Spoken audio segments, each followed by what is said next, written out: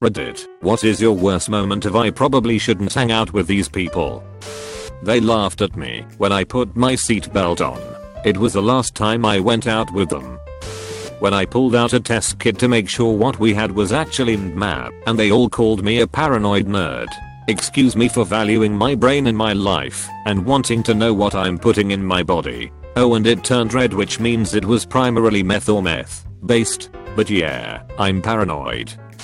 They broke into my house, got incredibly drunk, trashed the place, set fire to a trash can on my fucking roof, vomited on my bed, which then cascaded onto the floor, and then left it all for me to clean up. When I told them to fuck off and never contact me again, they responded that I'd be missing out on good times. Right. Edit. A lot of you are curious why I didn't press charges / kick their asses / call the cops. I should clarify that I'd been friends with these guys since we were kids. They used to be great people, and perhaps because of that, I'll let sentimentality get the better of me. No matter how mad I was about what they did, I didn't want to take legal action. Nothing expensive was damaged. Just one extremely burnt trash can. Never seeing them again was enough for me.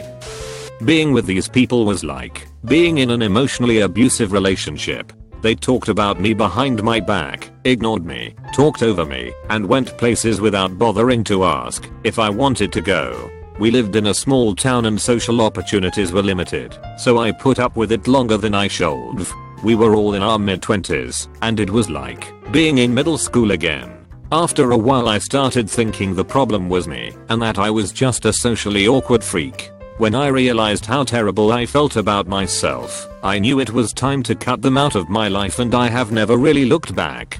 Life is much better without them in it.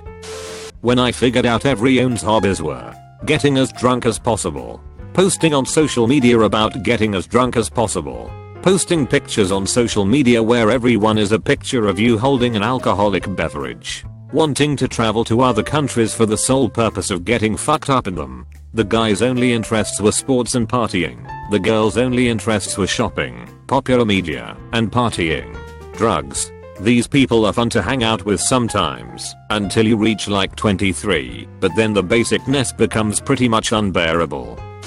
I was leaving a store with 3 of my friends. One friend and I got into my car and were about to leave when another announced that he had to pee. He then climbed into the back of my other friend's car and found a 1-gallon Ziploc bag and started urinating into it. The owner of that car was in the driver's seat laughing his ass off when he proceeded to pull a jar of Jif out of the glove box and start eating it with his bare hands. All of this was happening in the parking lot of a store that had a large glass window in the front so that everyone in the store could see them. The store also had a restroom.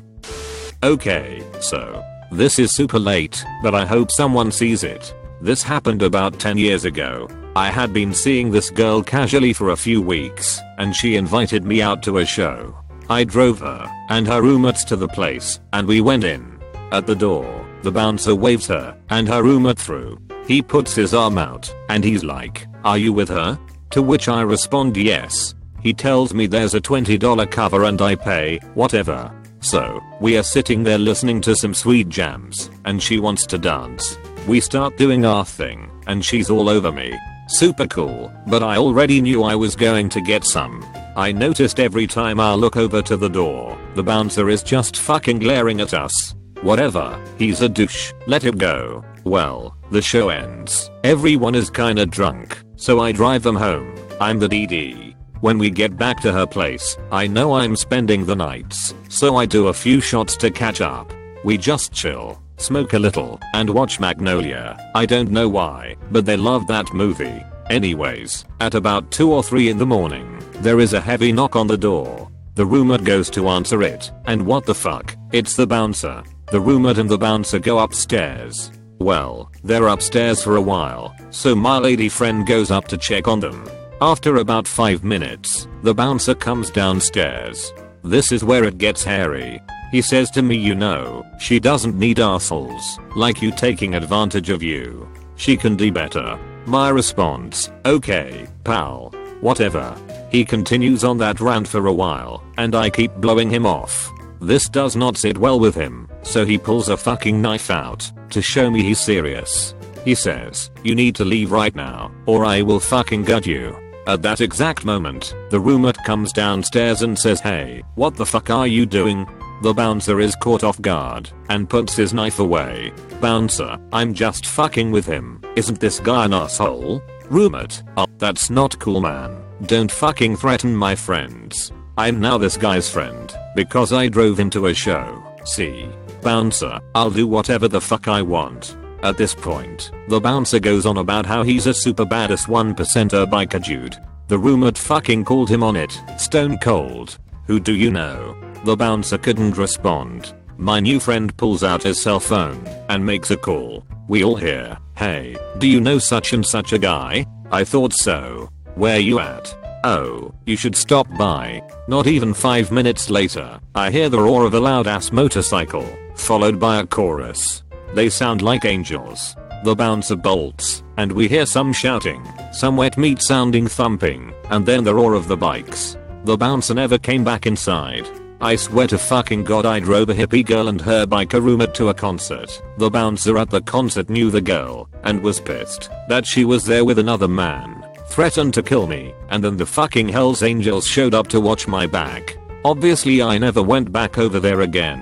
Though I did see the girl a few more times, until she ended up in rehab. Got a job at a bar/restaurant down the street from my parents' house washing dishes when I was 18 and in school. Going for my first day at the time they told me to. Nobody is there. Head chef shows up an hour later. Gets me started.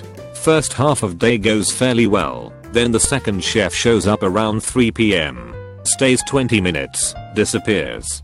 Day is progressing fairly normally, but I'm seeing disgusting things that make me never want to eat there again.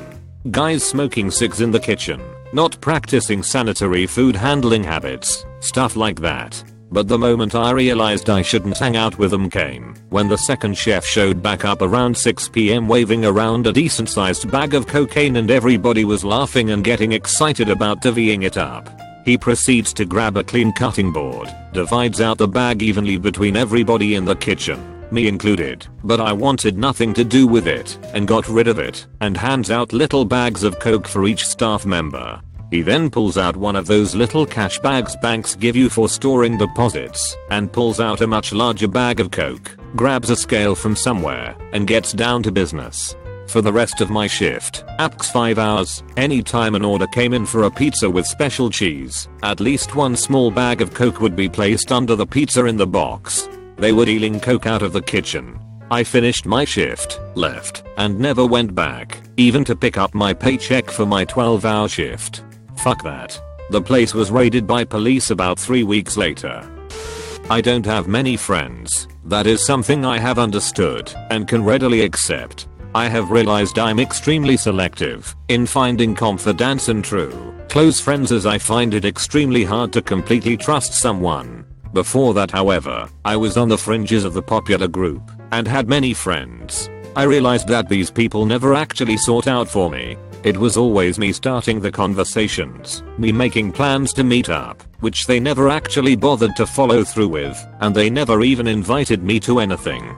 So I stopped wasting my time and surrounded myself with people who actually want to be there. At my daughter's circle welcoming, sort of like a paganising ceremony, a newish friend got down on the floor with the kids to play with blocks. It was cute until he built what looked like 2 Jenga towers and flew toy planes into them, laughing hysterically. This was just days before the anniversary of September 11th. Everyone there was military or law enforcement. 2 people walked out so as not get into a fight with him, since it was an important day, but man, once the guy left and the ceremony was over, did we get an earful. Never saw them again. I used to go to church with my mom, aunt, and cousin until I was about 13. I hated it, but went because afterwards my mom rewarded me by taking me to Red Robin. Religion never stuck with me, and I made no secret that I wasn't into the whole church scene. I'd have to go to the youth group, where all of the kids went when the adults were in real church. The kids were fucking horrible and had a huge chip on their shoulder because they believed in God, and I didn't, hence they were superior yet still bragged about giving BJS and smoking pot. I don't care if someone is religious or not, but what I can't stand is when someone talks the talk until they are blue in the face, but can't live the ideals they preach. Even Red Robin wasn't worth hanging out with those losers. I grew up in a small town and was, I guess, weird.